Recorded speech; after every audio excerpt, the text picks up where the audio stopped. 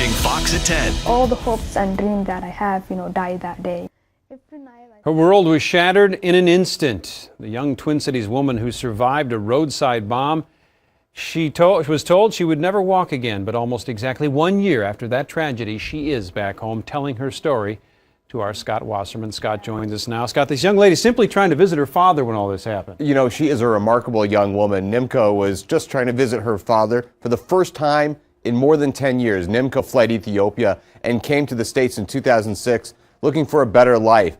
Just 30 minutes away from getting to her dad's home in Ethiopia, a bomb exploded under her vehicle, changing her life forever. It makes me cry every time I look at it. As Nimco looks back at her life this past year, To be honest, I never thought it would be life. she can't help but smile, knowing she is finally able to tell her story. I did not, sleep really until I came back to Minnesota.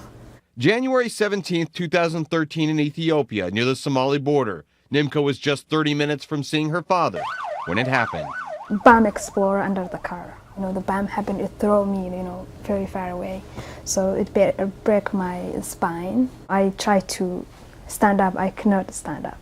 And then I tried to move, I cannot move. They told me you cannot walk again, you will never walk again. Nimco not only suffered a broken spine, but also numerous burns to her arms and legs. At the hospital in Ethiopia, 3 doctors from around the world treated her, including an American. Where would you be without these doctors?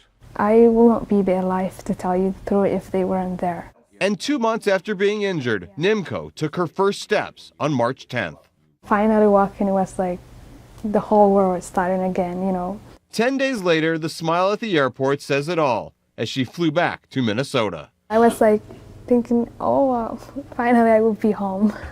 In Minnesota, she spent 3 more months in the hospital recovering until she finally returned home for good in June. But every time she looks down at her scars, she is angry at those who did this and those who helped finance it. It changed my life, and also, innocent people. The lady who was sitting next to me lost her leg, and there was a 2-year-old, who lost his life there, and my uncle too died there. For Nimco, who once thought her dreams were shattered, she knows she has much to look forward to. When I was in the bed, I was thinking maybe I will never become a teacher, but now, getting my feet back, and I think one day I will become a teacher.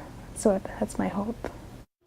And the road from recovery is far from over for Nimco. She is expected to undergo more surgeries this summer. For now, doctors are limiting her school to 2 days a week, but she is hoping to go back full-time as soon as possible to get that teaching degree. Oh, Back to you, Randy. What a lovely lady. We hope she's able to do all that. Thank you, Scott.